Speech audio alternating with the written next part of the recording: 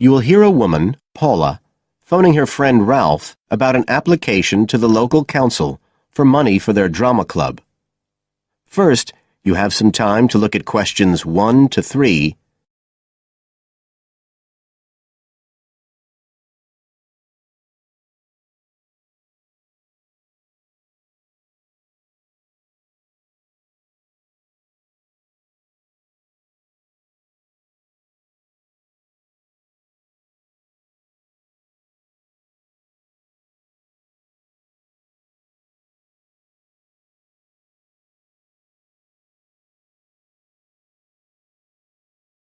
Now we shall begin.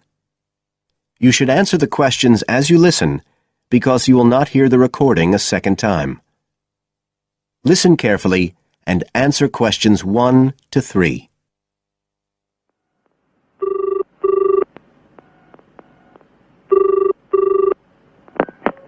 Hello? Ralph, it's Paula. Hi.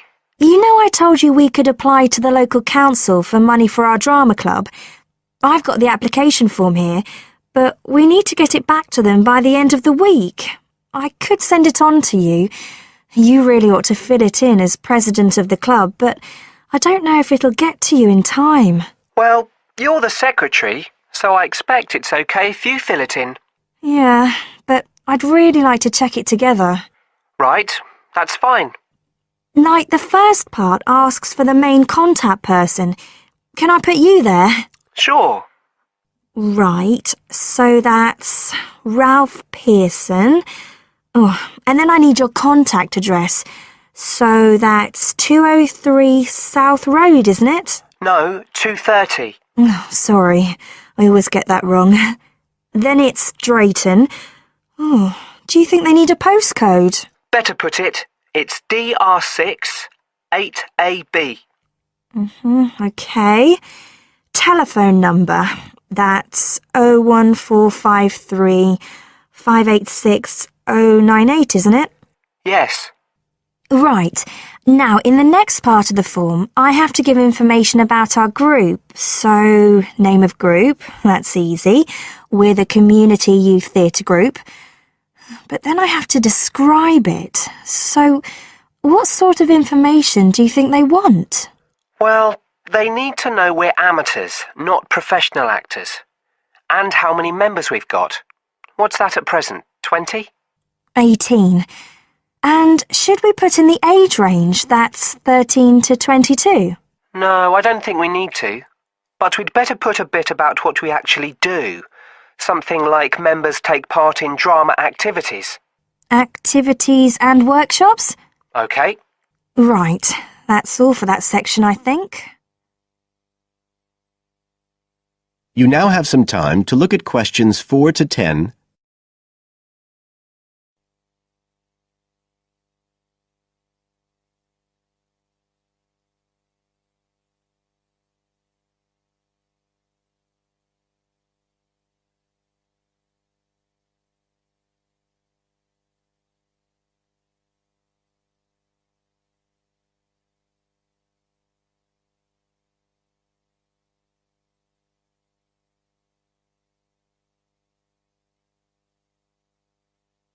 Now listen and answer questions 4 to 10. Now, the next bit is about the project itself, what we're applying for funding for. So, first of all, they need to know how much money we want. The maximum's £500. I think we agreed we'd ask for 250, didn't we? OK. There's no point in asking for too much. We'll have less chance of getting it. Then we need to say what the project, the activity is. Right.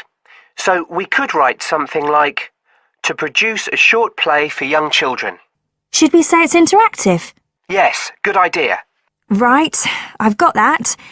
Then we have to say what we actually need the money for.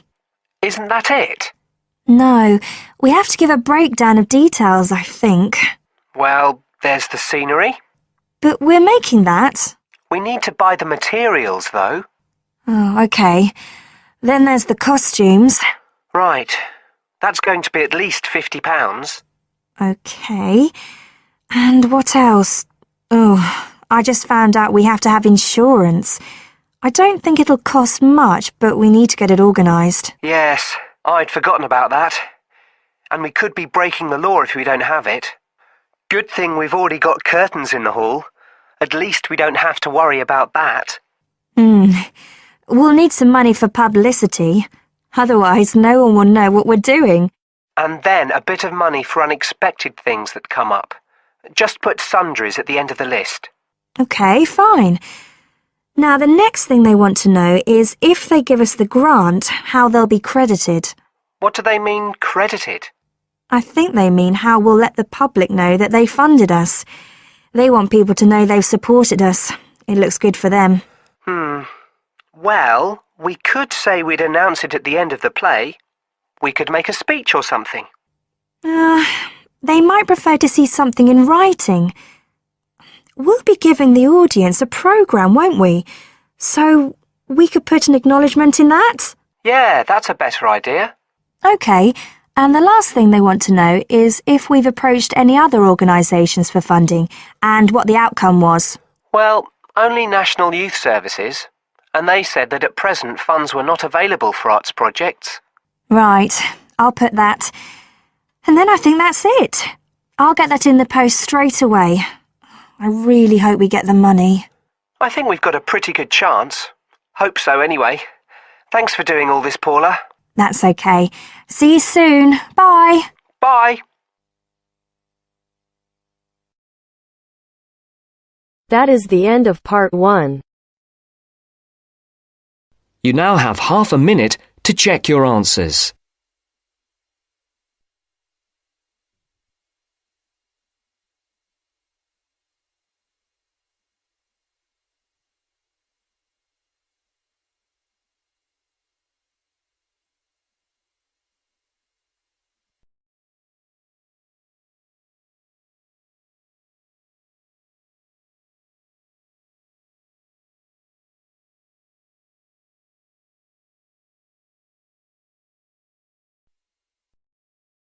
Now turns to part 2.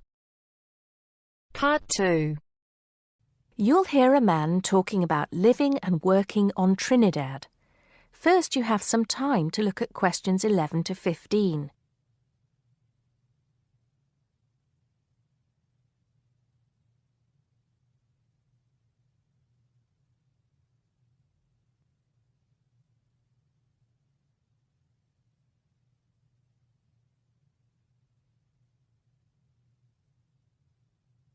Now listen carefully and answer questions 11 to 15. Hi, I'm Steve Pinfold, and I'm here today to tell you about my gap year, which I took about 20 years ago. Unlike many students these days who go travelling or get some work experience between school and university, I decided to do something completely different after finishing my degree. I applied to work for a charity organisation. What it does is it sends people with particular skills to countries where those skills are needed. Apart from having some experience teaching English to summer school students, I didn't have any particularly useful skills, I thought, but luckily I was still accepted. I had to find the money for the flight, but you get free accommodation. I stayed with a family of 5. And you do get paid, but not much. It's a bit like pocket money, enough to get by. I worked in an orphanage and taught English at a local school. Where was I? Well, originally I was going to be sent to a village in India, but at the last minute the organisation decided to send me to Trinidad. Now, this is a fascinating place. It's an island in the Caribbean. Well, in fact, the country is actually 2 islands. The smaller one is called Tobago, which is connected somehow to the word tobacco. Anyway, there I was, a young white guy living and working on an island which is mostly a mixture of descendants from Africa and India. The Africans were originally brought over as slaves, and the Indians came later as indentured workers. That means they agreed to come for a specific time, but many of them stayed. There are also some Trinidadians of Chinese and British origin, though the native inhabitants were basically wiped out by colonialization. I myself felt completely accepted and had the time of my life. The language everyone speaks is English, so there was no problem for me there, but some concepts don't quite translate. They're pure Trinidadian. There's the term liming, for example, which means sitting around watching the world go by. Also, there's the famous carnival, when the whole island is taken up in playing mass.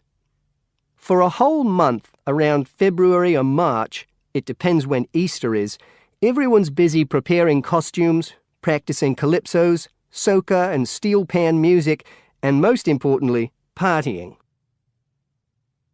Before you hear the rest of the talk, you have some time to look at questions 16 to 20.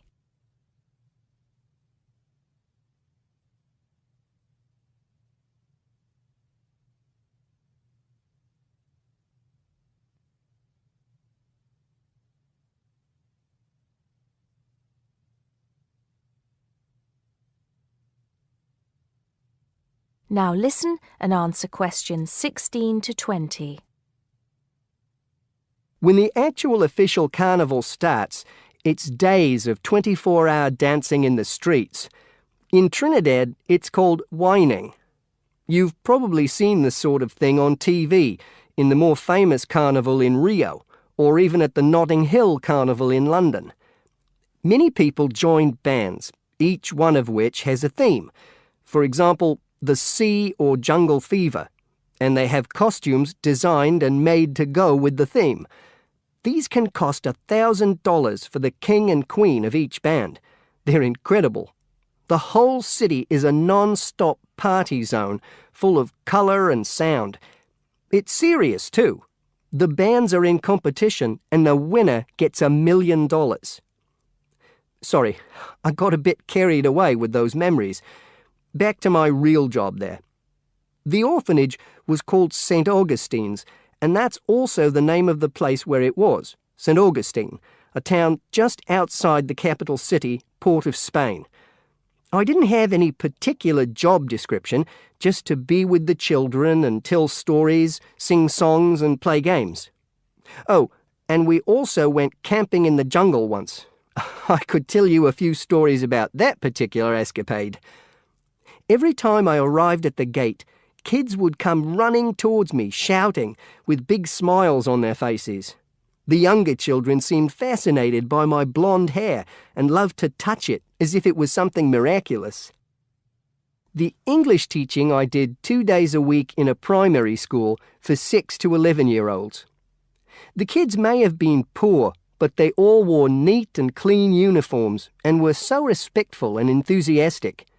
I've now been teaching for many years in different countries, and I still think those were the best students I've ever taught.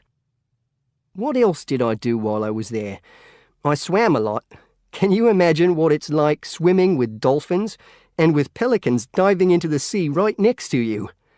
More seriously, I trained to be a Samaritan. That's someone who listens and supports people who have problems with their lives. Overall, what I took from the experience was a sense of being in another culture, or rather cultures.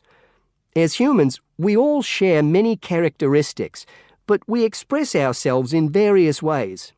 In Trinidad, there are lots of different communities and religions, and so many different kinds of festival to see. Hindu, Muslim, Christian, as well as some rather mysterious African traditions. There are quite a few Rastafarians too. Trinidad is, as Americans are fond of saying of their own country, a melting pot where everybody is greeted warmly. Go and see for yourself. I'm not sure how it's changed since I was there, but I'd love to find out. That is the end of part 2. You now have half a minute to check your answers.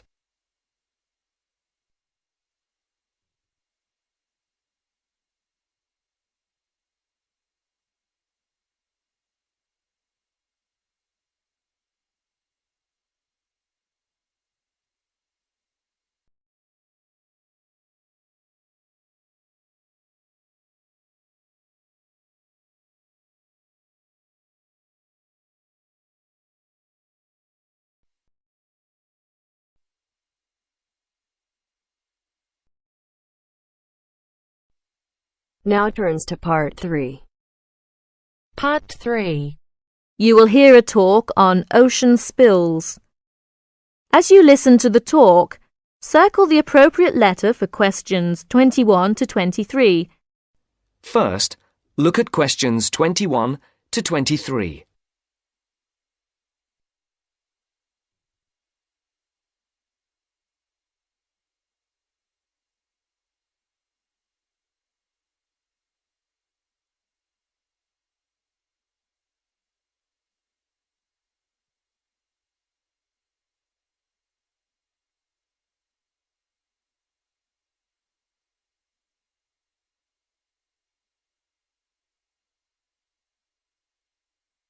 As you listen, answer the questions. Good morning, everyone. Today, I'll talk about unusual ocean spills that have occurred in the world's oceans. In November of 1992, people at beaches in Canada and Alaska noticed something strange.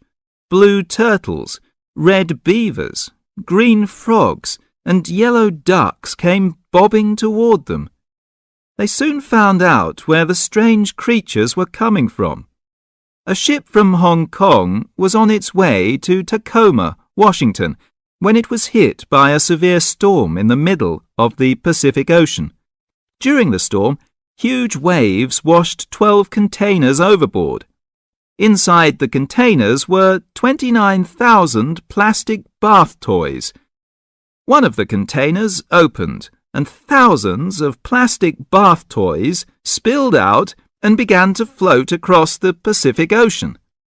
10 months later, the first yellow ducks arrived on the North American shore. Beachcombers along the shore began to find the toys and reported them to local newspapers. But the people who were most excited by the plastic toys were the oceanographers. It gave them an opportunity to study ocean currents and winds. Before the conversation continues, look at questions 24 to 30.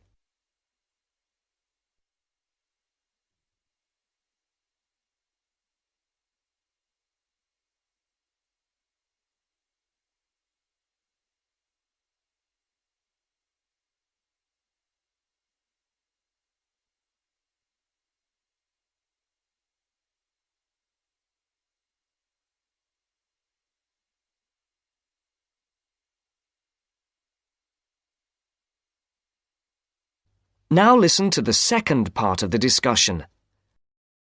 Oceanographers drop bottles into the ocean to study these things. But it would be too expensive to drop 29,000 bottles into the ocean at once. Imagine the value of studying the plastic ducks and frogs. This gave some interesting information to the oceanographers. The first toys were picked up in Sitka, Alaska, 10 months after they were washed off the ship. Some headed back into the North Pacific, while others drifted around the Arctic Ocean and headed for the North Atlantic.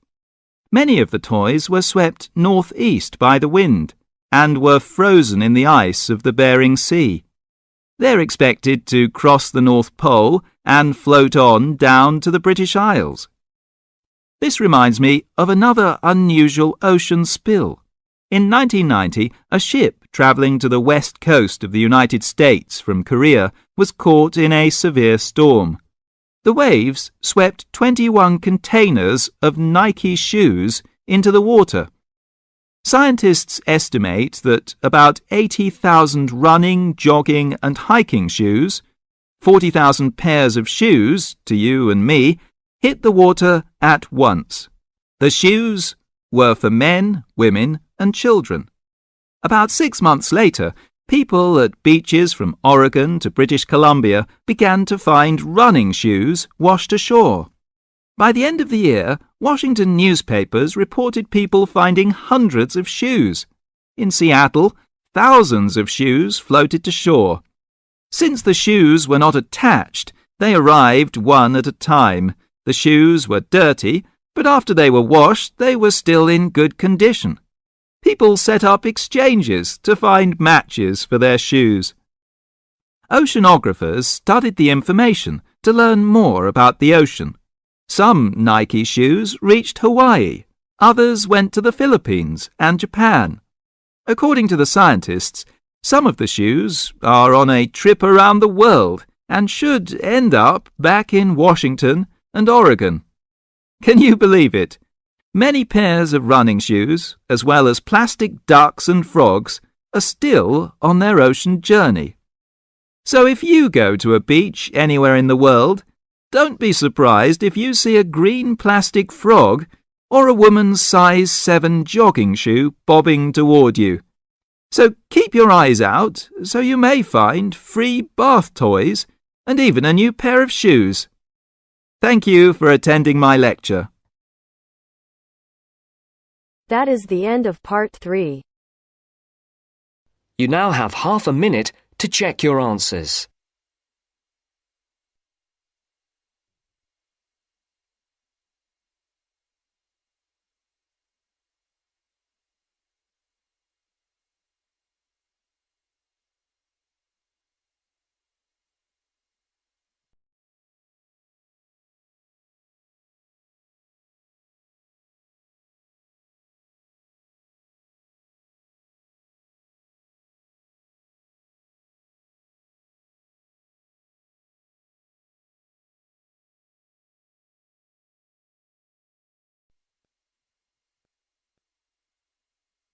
Now turns to part 4. Part 4. You will hear part of a lecture about how adults and babies communicate. You should answer the questions as you listen because you will not hear the recording a second time. First, you have some time to look at questions 31 to 40.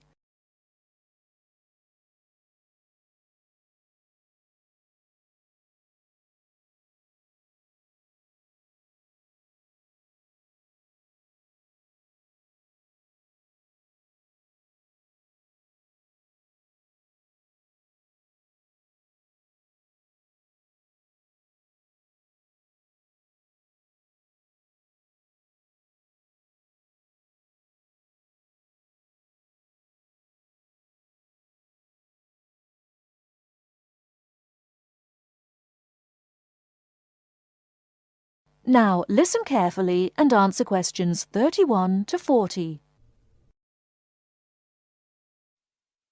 Hi, I'm Emma Bailey, and today I'm going to be talking baby talk. Hopefully, you'll find the subject interesting rather than infantile. I'd like to start by getting you to imagine a scenario. You're in an office or at a family gathering when a mother comes in with her young baby. Like everyone else, you want to see the mother and baby, and you probably want to talk to the baby. How do you do this? What kind of language do you use? Recent research has shown that adults all talk to babies in similar ways. They repeat phrases over and over again in a high-pitched sing-song voice with long vowel sounds. And if they ask questions, they exaggerate their intonation. Researchers have discovered that this kind of language, which they have called motherese, is used by adults all over the world when they talk to babies. And according to a new theory, motherese forms a kind of framework for the development of language in children. This baby talk, so the theory goes, itself originated as a response to another aspect of human evolution, walking upright. In contrast to other primates, humans give birth to babies that are relatively undeveloped. So, whereas a baby chimpanzee can hold on to its four-legged mother and ride along on her back shortly after birth, helpless human babies have to be held and carried everywhere by their upright mothers. Having to hold on to an infant constantly would have made it more difficult for the mother to gather food. In this situation, researchers suggest, human mothers began putting their babies down beside them while gathering food. To pacify an infant distressed by this separation, the mother would talk to her offspring and continue her search for food. This remote communication system could have marked the start of motherese.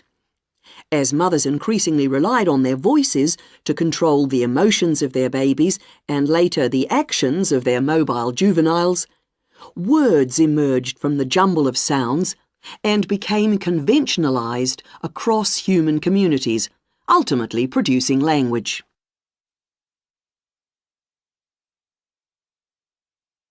Not all anthropologists, however, accept the assumption that early human mothers put their children down when they were looking for food. They point out that even modern parents do not do this. Instead, they prefer to hold their babies in their arms or carry them around in slings. They suggest that early mothers probably made slings of some kind, both for ease of transportation and to keep their babies warm by holding them close to their bodies. If this was the case, they would not have needed to develop a way of comforting or controlling their babies from a distance. It's not only anthropologists, but also linguists who challenge this explanation for how language developed. They say that although the motherese theory may account for the development of speech, it does not explain the development of grammar. Nor, they say, does it explain how the sounds that mothers made acquired their meaning. Most experts believe that language is a relatively modern invention that appeared in the last 100,000 years or so.